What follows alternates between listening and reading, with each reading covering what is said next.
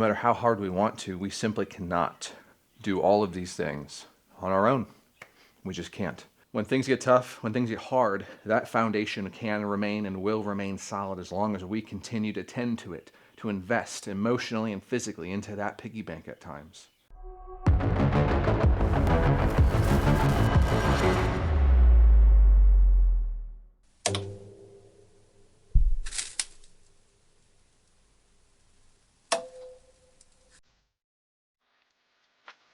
Well, good morning. Welcome back. It's good to see you again. We got an arm day. We got an absolute arm banging day. Let's get right into it. Let's get over there.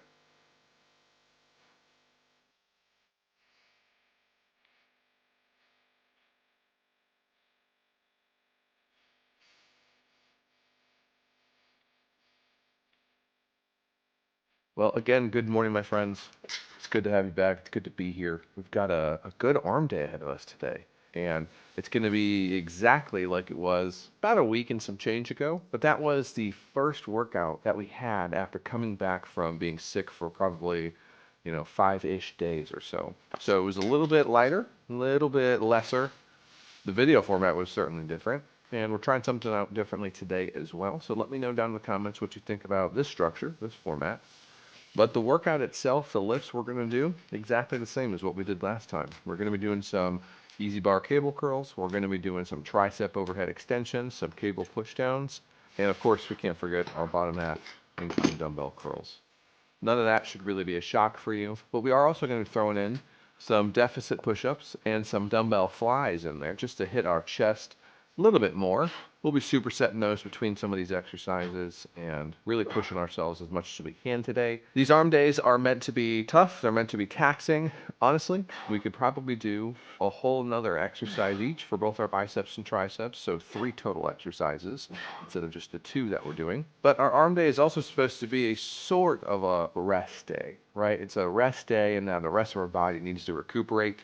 And we're giving it that chance to do it, but just giving our arms the extra volume that they need. Because on our normal push, pull, and leg days, we're not hammering our arms too hard. They are accessory movements for the lifts that we're doing those days. And so as an additional effect, they're getting exercise on those days by working to help stabilize those lifts.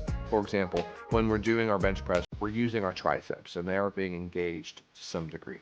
When we're doing pulling movements like our rows or pull-ups, we're engaging our biceps to a degree.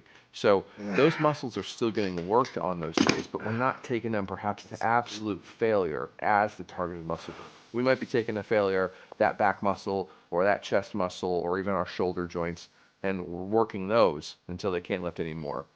But you're not dedicating and isolating those bicep and tricep muscles to the point of failure. That's what this arm day is here to do. Give it that extra volume to let us take it to that failure point. I've structured these so that these first exercises for each our bicep and our tricep are 3 sets, but we've got our second wave of bicep and tricep exercises. That's going to be our bottom half incline dumbbell curls and our cable tricep pushdowns. I have those structured to be 2 or 3 sets. Now you might be saying to yourself, BJ, of course I'm going to do 3 sets. Why wouldn't I do 3 sets? I want to do it all. Well, yeah, of course, absolutely. But if you really push that second set hard enough, you might get to a point of failure that it's like, nope, we hit it. We hit it today. At the same time, you might still have enough in the tank left that that third set is necessary and possible for you to achieve too. So get a little bit of variety in there. And it's not necessarily set in stone just how many we're going to do. Just like how many reps we're going to do. It's not set in stone between each day, between each exercise, and between each set. Other than that, like I said, we're going to be doing some deficit push-ups and some dumbbell flies in between each just to get some extra volume in there. And of course, we're going to be doing some ab work too. After all of this, I'm going to be going for a run. It's been a little while now since I've run, about 3 days. Been doing cardio still, but I have not been able to get out on a run as when I went running about 3 days ago, my foot was just like in massive pain. A very, very sore state. It still lingers a little bit, and I am 100% certain that that was caused by the insoles that we got for the shoes. I bought some arch support insoles that I do not think did at all what they were supposed to do.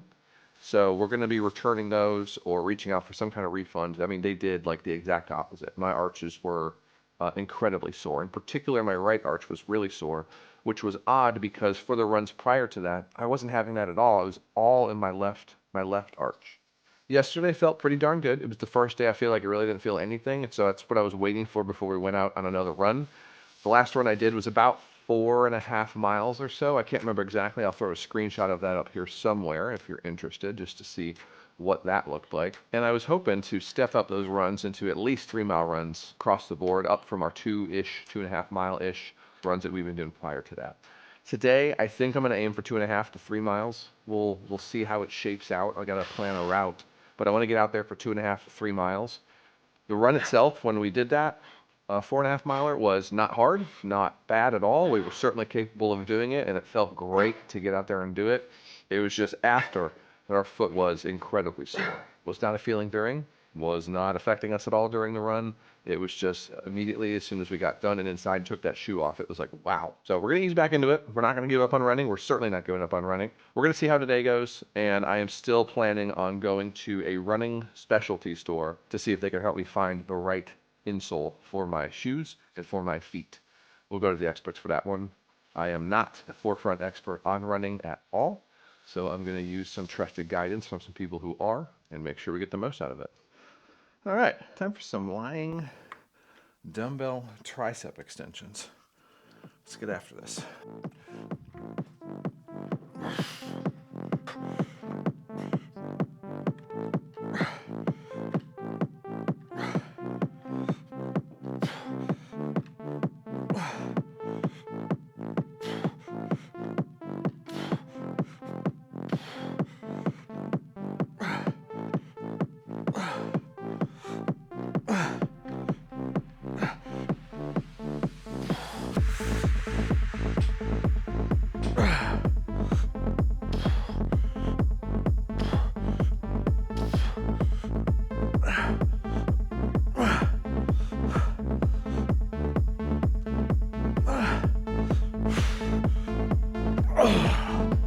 Woo. Yep, we're feeling that. I had a friend come to me the other day, tell me they were scared to try this thing, to do this thing. And I reminded them that I'll do it with them. Don't be alone at least, right? What's there to be scared about though? And we talked a little bit, and it was, to their own admission, irrational things. Some rational, but some irrational fears. I was reminded of this quote that we've seen time and time again, various places online. I don't know who to attribute it to be honest. Well, then we're going to do it scared. We're going to do it scared. It doesn't mean we shouldn't do it though. We've got to run at it. We can't let the fear of doing it, the fear of what might happen, what might not happen, stop us from doing it. We've still got to do this. We want to do it, right? At least in this moment we do. We want to get through it at the very least, even if we don't want to do it. We want to get through that moment of trepidation, anxiety. So let's just run headlong at it. Let's just get it over with. Doing it scared is perfectly fine. Not everything has to be this brave, heroic act. I think that just goes back to a feeling many of us probably have all the time, or a thought rather. Fear stops us. We freeze, and we're afraid of these outcomes, these consequences, these challenges that we may yet face when we continue to slowly but steadily walk towards that. But as we freeze, they're still there. They're not going away. We've got to face them at some point. And I think sometimes, honestly, that one of those things that stops us in our place is ourselves. We sit there and we ask ourselves and evaluate and try to convince ourselves the opposite of being worthy of that, being worthy of pushing through that, of achieving that, of doing that thing. Do I deserve that happiness? Do I deserve the good that might come from that? Yeah, you are. But a better question might be, do you want it? Because if you want it, then you deserve it. You do. So march forward. Go after that. Don't let the fear of what may or may not happen in these contrived scenarios that you've conceived in your head stop you from achieving what you deserve and what you want, what you desire, and what you ultimately can have if you alone choose to take the steps to push through that anxiety, that uncertainty, that uncomfortable feeling.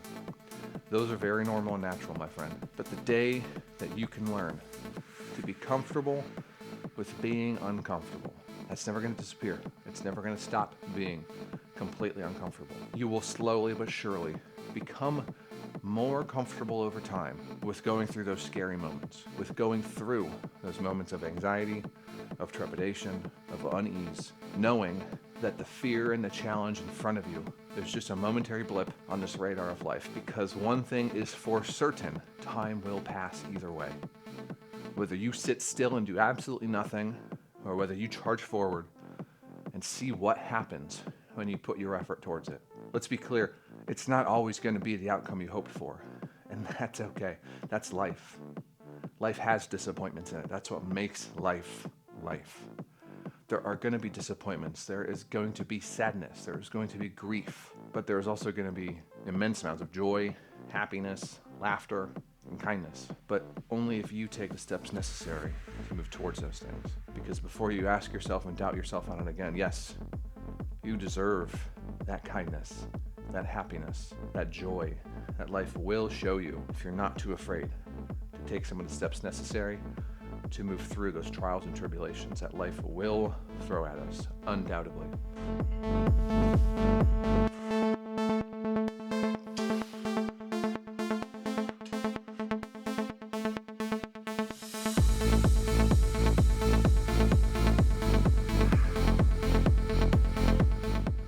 We're not able to do these things alone.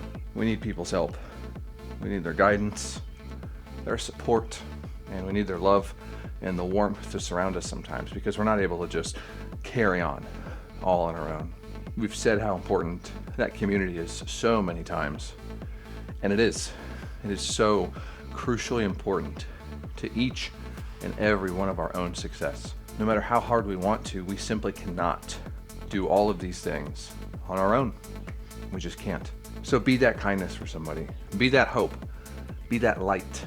Be the reason that they feel supported, cared about, appreciated. We don't know what everyone's going through at all the times.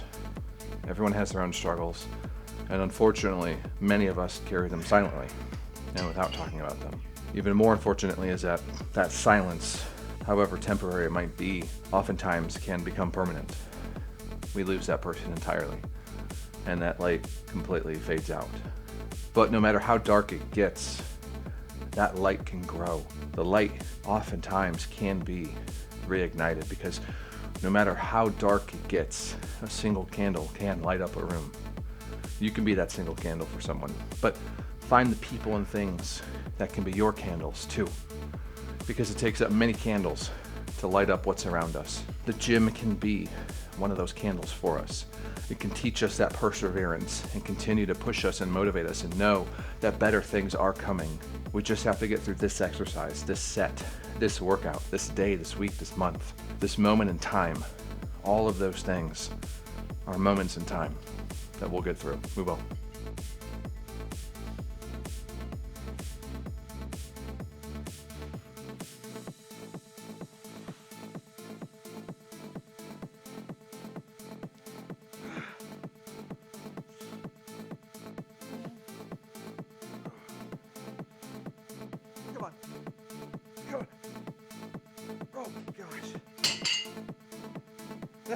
Here's the thing people, I think, oftentimes forget too. We're not meant to be perfect. And in those imperfections are where our cracks start to show. A lot of people try to hide those cracks. They try to mask them, hide them behind physical distractors. Some of us grow our muscles to try to hide those cracks. Guilty. Some of us put on copious amounts of makeup. Some of us pursue other forms of vanity. There are infinite ways that we try to hide it. But it's through those cracks that the light can start to shine through. Your light that can help other people, but also the light that you need, the light that feeds us, carries us, makes it possible to keep going. If we try to close that all in, if we try to be closed off, hide ourselves, remove ourselves from our friends, our family, our groups, not be truthful with ourselves and with the people around us, we're going to cover up those cracks. We're going to try to hide them at least. And at the minimum, other people's light is not going to be able to shine through to help us, to guide us, to support us. But on a human note, people need your authentic self. Your authenticity can help spread that kindness and that light to all of those around you. And so by masking it, by hiding it, not only are you depriving yourself of the light that you need, but you're depriving the people around you who you don't even realize need it, of the light, of the kindness, of the joy that you have for them. Be that joy. Be that kindness. Be that reason someone can keep going. And people will be that reason for you.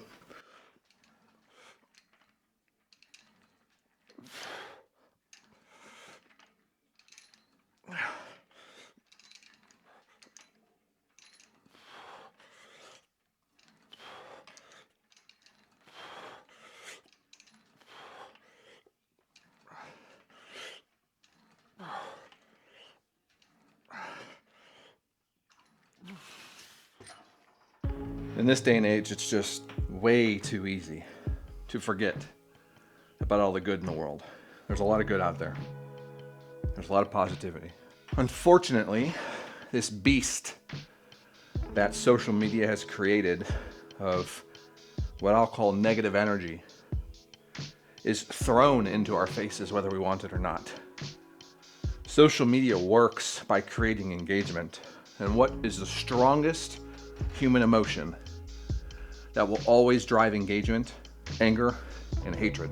That's why we get these rage bait posts online all the time.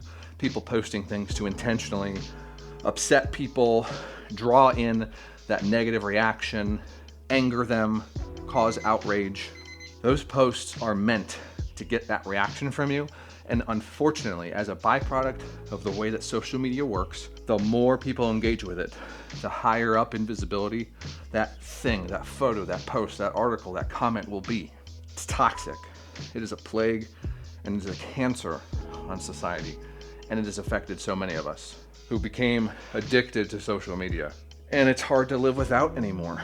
Not the rage, but social media itself. There are aspects of it that a lot of us can't live without for various reasons. Maybe it's for organizing events or staying in touch with the groups that you enjoy your hobbies through. Those are all important. We need that. Unfortunately, this negative energy is so much more powerful than the positivity we can get from it. Take those moments day to day to try to remind yourself, though, of the happiness, of true joy that are out there in the world, because they are there. Just take a look around you. You will see them if you're looking for them.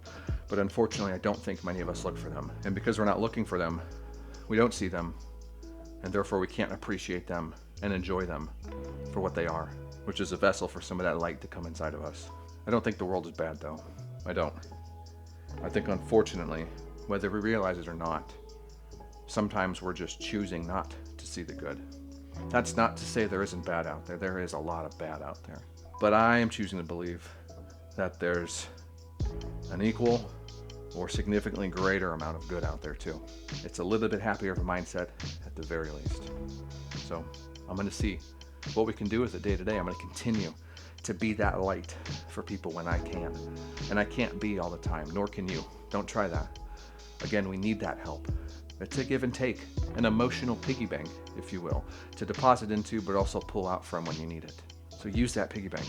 Make deposits into others. Let them make deposits into you to help refill your piggy bank as well, though. We've got one more set of these, and we've got some ab work that we got to do. So this is where I'm going to leave you for today. I think we've had a good talk. Thanks for being here. I appreciate you guys showing up, putting in the work. It's not easy.